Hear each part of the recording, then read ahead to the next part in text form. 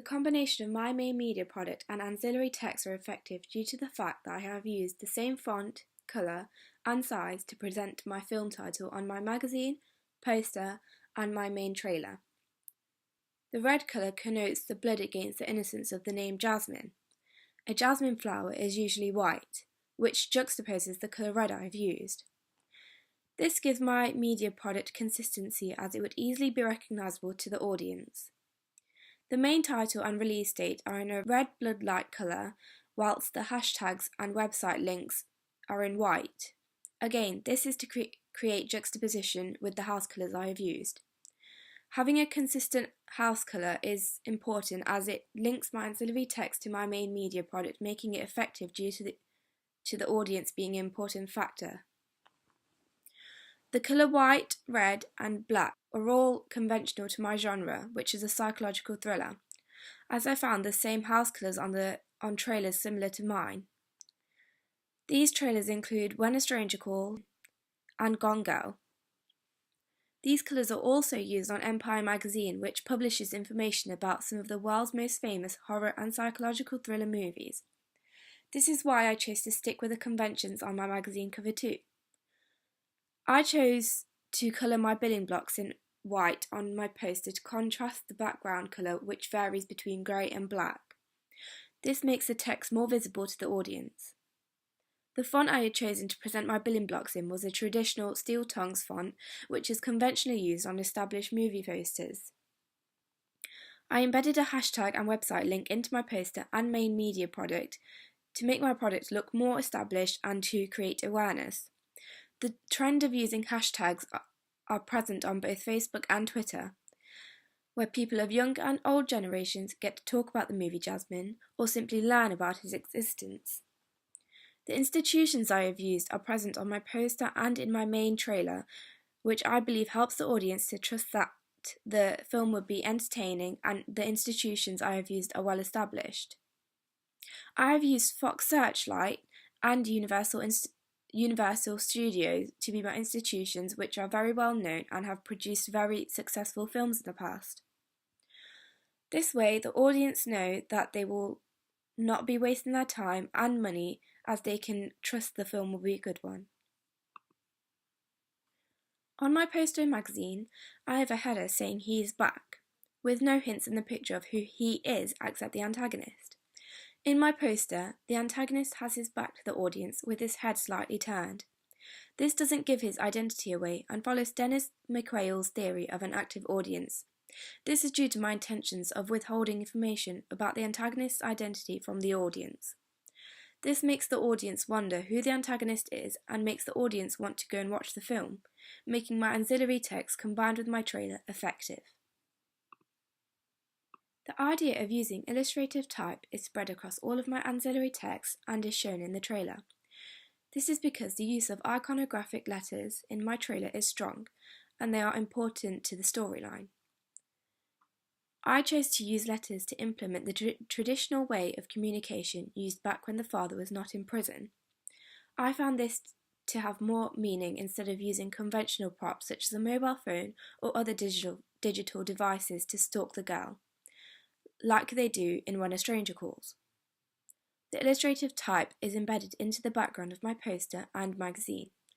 The magazine background has the actual letters used in the main media product stuck to a wall where they are clearly readable. This gives the audience a sense of genre and storyline. The cover lines used on the magazine are in different tones and fonts to help reinforce the illustrative type. In my poster, the illustrative type is in the top half of the sky and in a font called handwriting. This is to replicate the handwriting used in letters. One thing I have not done is shown the location that is used in my ancillary text in my main media product.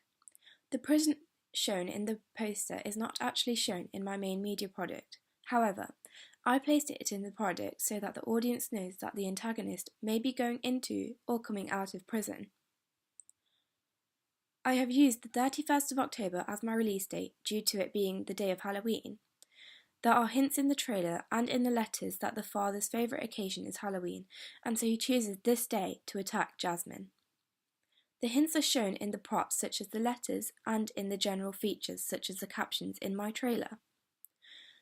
The release date is shown in my poster and trailer, but it is not shown in my magazine, as it is not conventional for Empire magazine to show release dates on their front covers.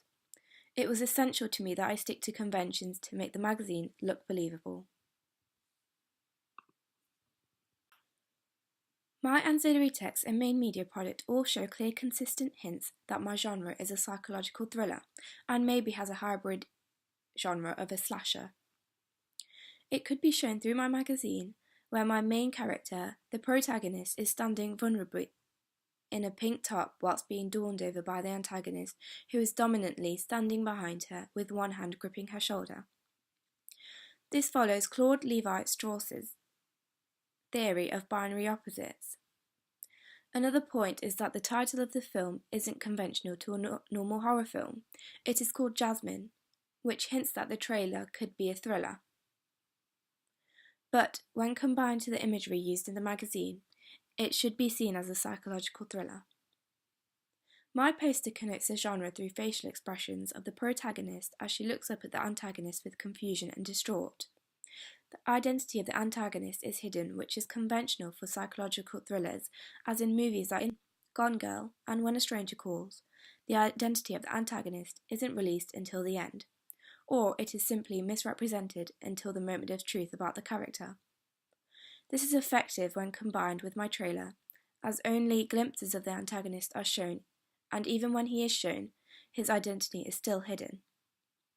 In my trailer, there are moments when Jasmine is being watched, which also connotes that there is a presence of a psychologically unstable person. There is a consistency of dark tones shown in my ancillary text and in my trailer, which gives off a dark vibe to audiences who are interested. In my trailer, there are no brightly set scenes except for when there is an equilibrium state at the start. The representation of the antagonist in my ancillary text first begins with the antagonist wearing a grey jacket in my poster. This flows with the dark tones I have chosen to use, and this gives audiences an easy opportunity to recognise the antagonist. He is wearing a balaclava mask, which again hides his identity from the audience.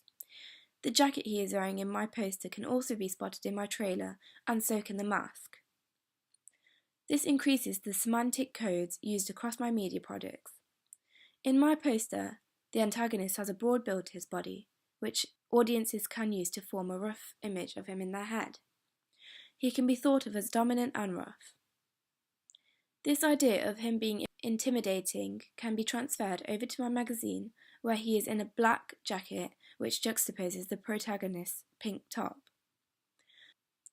The fact he is behind the protagonist represents that he is from her past, and he is holding on to her as he is making a reappearance in her life or is pulling her back into the past again. He is not letting her move forward.